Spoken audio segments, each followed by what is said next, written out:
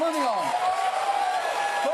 For our main story tonight, I would like to talk to you about drugs. And I know, I already sound like a middle school health teacher about to show you a video like this. The pattern is generally the same. Take a lack of responsibility, the inability to make right choices, add to it ignorance and indifference, and top it off with a desire for escapism and kicks.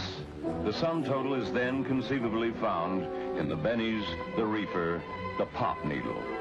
Yes, the pot needle. Now, you may laugh, but that film works. Think about it. When was the last time that you saw a pot needle?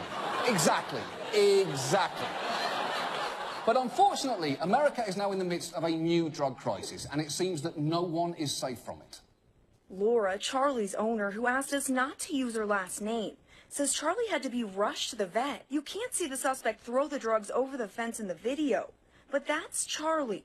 And what she's eating is a full bag of heroin. You can't process the fact that your dog ate heroin. Yeah, and if she can't process it, imagine how it must have felt for her dog when it kicked in. Who's a good boy? I'm a good boy. I'm a really good boy. I'm the best boy. But here's the thing. Even that light-hearted local news story had some chilling context. Garrett Bishop runs the Bark and Play where it happened. He says it highlights a much bigger problem. This whole heroin problem around here is ridiculous. You know, we find needles, we find everything around here, and it's getting to the point to where I can't let my employees go outside. Okay, that is terrifying. Although, honestly, rampant heroin abuse near a doggy daycare centre is the first case that McGruff, the crime dog, is actually qualified to solve. But the thing is, that is symptomatic of the fact that America is facing an epidemic of addiction to opioids, like heroin and prescription painkillers. As of 2015, an estimated 2.6 million Americans were addicted to them, and they're now involved in almost 30,000 overdose deaths a year in the US. And the prevalence of this problem astonishes some people. Just listen to Donald Trump up in New Hampshire. They said the biggest single problem they have up here is heroin. And I said, how does heroin work with these beautiful lakes and trees and all of the beautiful... It doesn't. Yeah, it does, though. It does. Heroin works basically everywhere because it's heroin. It's not a cell phone. Heroin has full coverage. So tonight, we're going to look at one of the major causes of this crisis, prescription painkillers, which are chemical cousins of heroin. Around 75% of heroin users started with a prescription opioid, drugs like OxyContin, Vicodin, and Percocet, which some take recreationally and others take as prescribed by a doctor. But however it starts, it can get out of hand fast.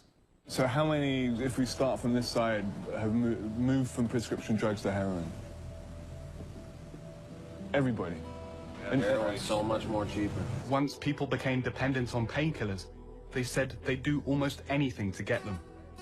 One time I was hurting so bad that I ended up punching a 4x4 and breaking all 3 of these fingers and this bone to get pain meds from my doctor. I did that several times. So you'd hurt yourself in order to go to a doctor? I had 9 teeth pulled out of my head for prescriptions.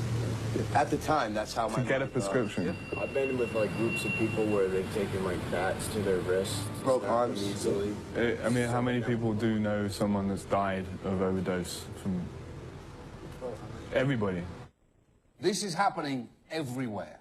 The odds are right now you probably know someone who is struggling or who has died from an opioid addiction. Some towns have been devastated. Just 2 months ago, in and around Huntington, West Virginia, 28 overdoses occurred in one 5-hour span.